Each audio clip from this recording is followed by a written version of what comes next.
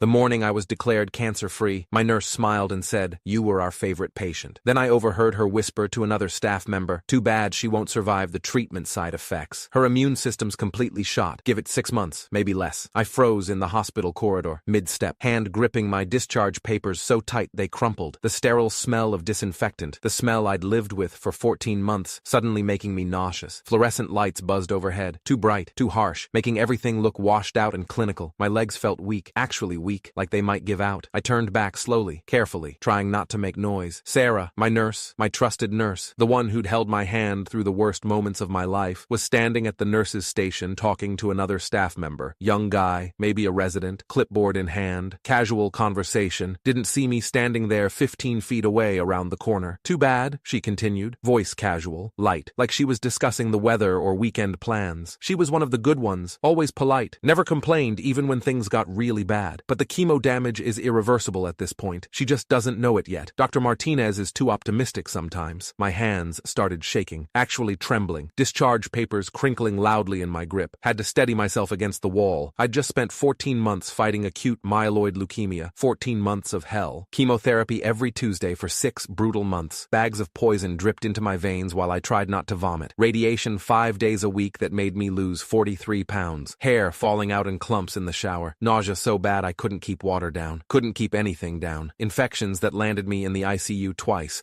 once for 9 days when my white blood cell count dropped to almost nothing. And now, 32 minutes after Dr. Martinez told me I was officially in remission, that my scans were clean, that my blood work looked remarkably good, that I could start planning my future again, start thinking about living instead of dying, my nurse was casually telling someone I wouldn't make it anyway. 6 months, maybe less. Something wasn't right. Something was very, very wrong. I'd been a patient at Mercy General Hospital for 14 months, longest 14 months of my life. Stage 3 acute myeloid leukemia. Diagnosis came the week before my 29th birthday, completely random. No family history, no warning signs, just suddenly exhausted all the time, bruising easily, fever that wouldn't go away. The diagnosis ruined my engagement. Fiancé couldn't handle it, left 3 weeks after I started treatment, cost me my job. Architectural firm couldn't hold my position that long, destroyed my savings. Even with insurance, the bills piled up. Medical bankruptcy at 29, but I fought, hard, brutal, relentless, because I wanted to live, because I was 28 years old, and I had things to do, and people to love, and a life to live. Sarah had been my primary oncology nurse for the last 8 months, assigned to me when my previous nurse, Jennifer, transferred to pediatrics. Sarah was young, maybe 32, 33, always smiling, always encouraging, pretty in that wholesome way. Blonde ponytail, bright blue scrubs, the kind of nurse who remembered your birthday, who brought you extra blankets when you couldn't stop shivering from fever, who stayed late to talk you through panic attacks at 2 in the morning when you were certain you were dying. She'd held my hand during bone marrow biopsies, the worst pain I'd ever experienced, helped me to the bathroom when I was too weak to walk alone, changed my IV bags, adjusted my medications, called me sweetie and honey and warrior, and made me feel cared for, made me feel like someone was fighting alongside me, trusted. I'd trusted her completely, with my life, with my fears, with my hope. But Dr. Martinez had literally just told me, 32 minutes ago, according to my phone, that my latest scans were clean, that the cancer was undetectable, that my blood work looked remarkably good for someone who'd been through what I'd been through, that my bone marrow was producing healthy cells, that my prognosis was excellent, that I should start thinking about returning to work in a few months, about rebuilding my life, about living again, not dying, living. So why was Sarah, trusted, caring, dedicated Sarah, saying the exact opposite? I walked quickly to the nearest bathroom, third door on the right, family bathroom, locked myself inside, sat down on the closed toilet lid, pulled out my phone with shaking fingers, logged into my patient portal, the online system Mercy General set up so patients could access their own records, test results, medications, doctor's notes, everything, scrolled to lab results, most recent tests dated 3 days ago, Wednesday morning, the comprehensive metabolic panel and complete blood count Dr. Martinez had ordered before my final discharge appointment. White blood cell count, 7.2 thousand cells per microliter. Normal range, 4.5 to 11.0, right in the middle. Perfect. Hemoglobin, 13.1 grams per deciliter. Normal range, 12.0 to 16.0. Healthy. Platelet count, 218,000 per microliter. Normal range, 150,000 to 400,000. Excellent. Red blood cell count, 4.6 million cells per microliter. Normal range, 4.2 to 5.4. Normal. Neutrophils, 4.1. Normal range, 2.0 to 7.5. Good immune function. Lymphocytes, 2.3. Normal range, 1.0 to 4.0. Healthy. I scrolled further. Kidney function, normal. Liver function, normal. Electrolytes, balanced. Everything was normal. Not just barely normal. Not scraping by at the bottom of the acceptable range, solidly, healthily normal. Some numbers were even in the middle of the range. Ideal. Textbook recovery. I took screenshots of everything, every lab result, every scan report, every doctor's note, every single piece of documentation showing the same thing: remission, recovery, healing, health. Then I remembered something that had seemed harmless at the time, helpful even, but now felt sinister, predatory. Last week, Tuesday afternoon, right after my regular follow-up appointment, Sarah had pulled me aside in the hallway near the elevators, said Dr. Martinez was too optimistic about my prognosis, that doctors sometimes don't see the whole picture because they focus on lab numbers and scans, that the real recovery happens at the cellular level and takes much longer, that I should consider supplemental immune support to help my body truly heal. She'd handed me a business card, cream-colored, thick, expensive cardstock, Nature's Heal Wellness Center in flowing script, address in the expensive part of downtown, the area with art galleries and boutique shops and restaurants with waiting lists. My boyfriend runs it, she'd said, smiling warmly, touching my arm. They specialize in post-cancer recovery, immune system rebuilding, detox protocols to clear out residual chemotoxins, vitamin infusions. Lots of my patients go there after treatment ends. It really helps bridge the gap between medical treatment and true wellness. I'd thanked her, appreciated her concern, thrown the card away in the parking garage trash can on level 3 because I was broke and couldn't afford anything not covered by insurance. Thought she was just being helpful. Thought she cared about my long-term health. Thought she was looking out for me. Now I was thinking something else entirely, something much darker, something that made my stomach twist with a different kind of nausea. I left the bathroom and walked straight to the hospital administrative offices. 3rd floor, East Wing. Didn't stop at my car, didn't leave the building, didn't hesitate. Marched right past the waiting area, past other patients and visitors, focused, determined, angry. The receptionist, older woman, gray hair, reading glasses, looked up when I pushed through the main door. "Ma'am, do you have an appointment? Tell Director Chen it's about a nurse giving false medical information to patients." My voice was steady, cold. "Tell her it's urgent. Tell her it involves patient exploitation. I'll wait." That got her attention. Eyes widened. She picked up her phone immediately, spoke in low, urgent tones. 2 minutes later, I watched the clock on the wall, counted the seconds. I was sitting in a leather chair across from Director Margaret Chen, hospital director, chief administrator, mid-50s, sharp eyes behind designer glasses, competent-looking, the kind of woman who ran things efficiently. "Miss Rodriguez," she said carefully, professional, folding her hands on her immaculate desk. "What exactly happened?" I told her everything, the conversation I'd overheard not 30 minutes ago. Sarah telling another staff member I had 6 months to live, the direct contradiction with my actual test results, the wellness center business card, Sarah's boyfriend running it, the supplemental immune support recommendation, the other patients she'd mentioned who went there. I showed her the screenshots on my phone, scrolled through them slowly, lab results, scan reports, doctor's notes, all of it showing I was healthy, in remission, recovering well, no complications, excellent prognosis. Director Chen's expression darkened with every word, jaw tightening, eyes going cold and hard,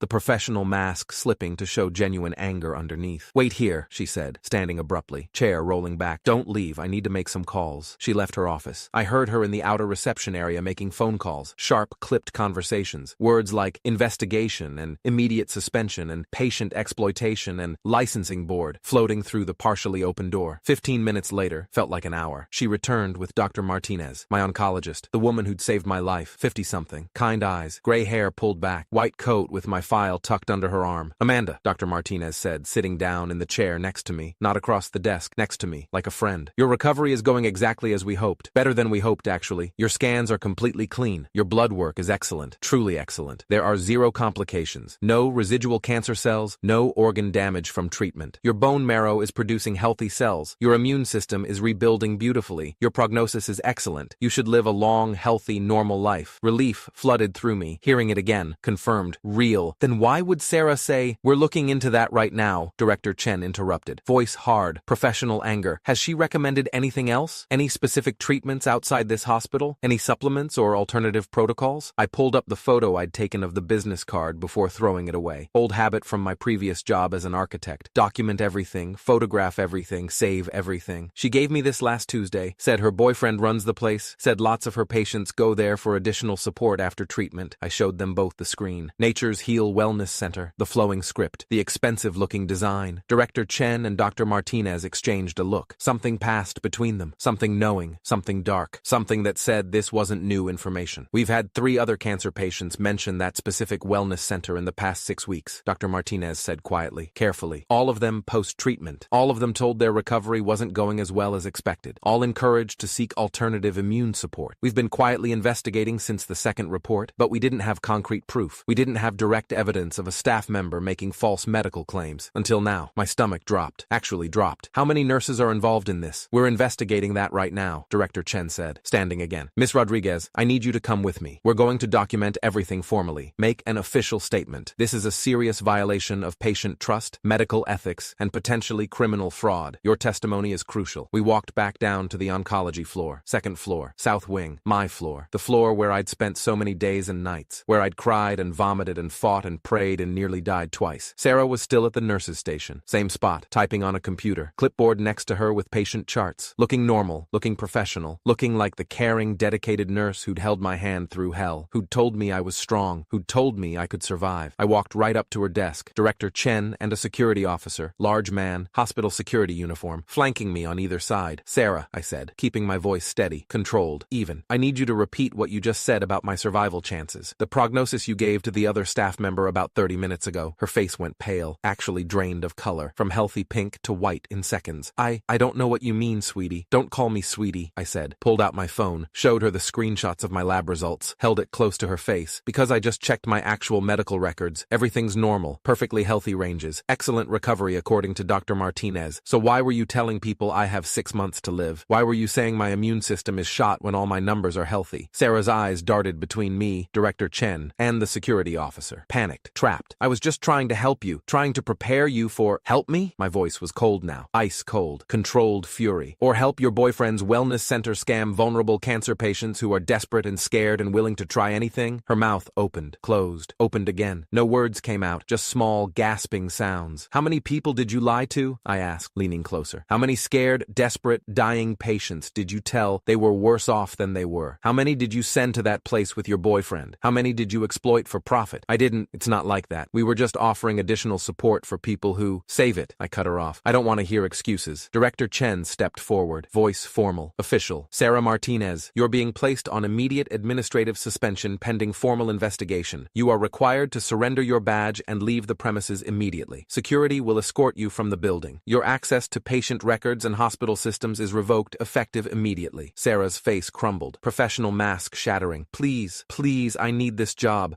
We were just trying to make extra money. We have bills. We were just— By lying to dying patients? My voice was ice, pure ice, every word deliberate. By telling people who just beat cancer that they're going to die anyway? By exploiting the most vulnerable people you could possibly find? People who trusted you with their lives? She looked at me, really looked at me for the first time since I'd approached. Maybe saw something in my face, the 14 months of hell, the pain, the fear, the nights I'd wanted to die, the trust I'd given her, that made her realize how badly she'd miscalculated, how badly she'd underestimated me. You don't understand the pressure we're under. Student loans and rent and— I understand perfectly, I said, voice dropping even lower, more dangerous. You saw vulnerable people, people who'd just survived hell, people fighting for their lives, people who trusted you completely, and you decided to exploit them for profit, to scare them, to lie to them, to send them to your boyfriend's scam operation, for money. Security took her by the arm, firm but not rough, started walking her toward the elevator bank. She tried one more time, looking back at me, tears streaming now, real or fake, I couldn't tell, didn't care. Amanda, please, I'm sorry,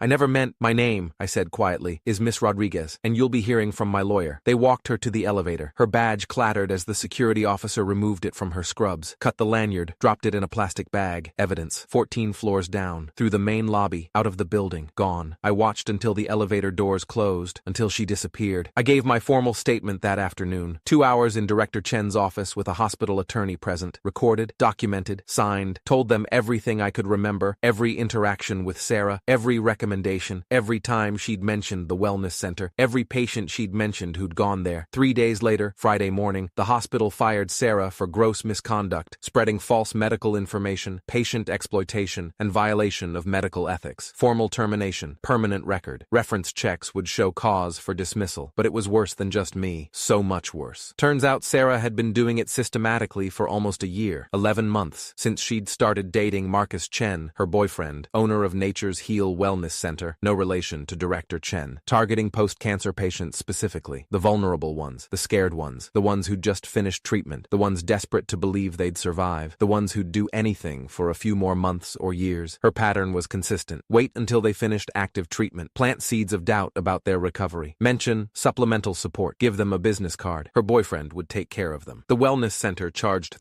$3,000 for an initial comprehensive immune assessment, then $800 per week for supplements, with $200 per week for vitamin IV infusions, $500 for energy balancing sessions. None of it covered by insurance, none of it medically necessary, none of it actually helpful. 4 other patients came forward after my complaint was made public through hospital channels, then 7 more, then 12. All told the same story, variations on the same theme. Their recovery wasn't going well. The doctors were missing something. They needed extra help. Here's a card. My boyfriend runs it. He specializes in post-cancer care. Trust me. One woman, Janet, 53, breast cancer survivor, had spent $47,000 over 6 months, drained her retirement savings for useless supplements and fake treatments. Another, David, 47, colon cancer, had delayed necessary follow-up care because Sarah told him the wellness center treatments were more important. His cancer came back. Stage 4 now, terminal. The stories kept coming, each one worse than the last. The wellness center was shut down by the state medical board 2 weeks later. Investigation found they were selling unregulated supplements with false medical claims, making promises they couldn't keep, operating without proper licensing, targeting cancer patients specifically through Sarah's referrals. Sarah lost her nursing license permanently. State board revocation hearing took 45 minutes. Evidence was overwhelming. Can never practice nursing again in any state. Her name flagged in the national database. Her boyfriend, Marcus Chen, faced criminal charges, multiple counts, wire fraud, patient exploitation, false advertising, operating an unlicensed medical facility, making false medical claims. The FBI got involved because the scam crossed state lines, patients from 3 different states. Trial was set for 8 months later. Prosecutors were confident. Evidence was extensive. Patient testimony devastating. I got a call from the hospital's legal department 3 weeks after everything went down. They wanted to settle, avoid litigation, avoid bad publicity, offer compensation for emotional distress, breach of trust, psychological harm, and violation of the doctor-patient relationship. The offer was substantial. 6 figures. More money than I'd seen in my life. More than enough to pay off my medical bankruptcy and start over. My lawyer, court-appointed initially, but who took my case pro bono after hearing the story, advised me to take it. You'll win if you sue, he said, but it'll take years and cost you emotionally. This is a good offer. I took the settlement, signed the papers, got the check, donated half to actual cancer research at Memorial Sloan Kettering. Legitimate research, real science, helping real patients, kept the other half for therapy. Because even though my body beat cancer, my mind needed help healing from what Sarah had done, from the betrayal, from the fear she'd planted so casually, from the way she'd looked me in the eye and lied while holding my hand, from the trust I'd given that she'd exploited for profit. 6 months later, December, I was still here, still healthy, still cancer-free, blood work perfect, white blood cells 7.4, hemoglobin 13.3, platelets 225,000, all normal, all healthy, scans clean, no cancer, no complications, no problems. Dr. Martinez said I was a model recovery, said she wished all her patients did this well, said I should consider sharing my story to give other patients hope. I started volunteering at a cancer support group, sharing my experience, warning people about exploitation, helping them verify medical information, teaching them to trust but verify. And Sarah, she's exactly where she belongs, nowhere near vulnerable patients ever again. License revoked, career destroyed, reputation ruined. Last I heard, she was working retail, some clothing store in a mall 3 counties away, folding shirts, running a register, making minimum wage. Marcus got 18 months in federal prison. Plea deal. Could have been 5 years, but he cooperated. Gave up names of other people running similar scams. The wellness center building sits empty now. For lease sign in the window. Nature's Heal Wellness Center sign taken down. Just empty space. And I'm still here. Still breathing. Still fighting. Still living. Exactly where Sarah said I wouldn't be.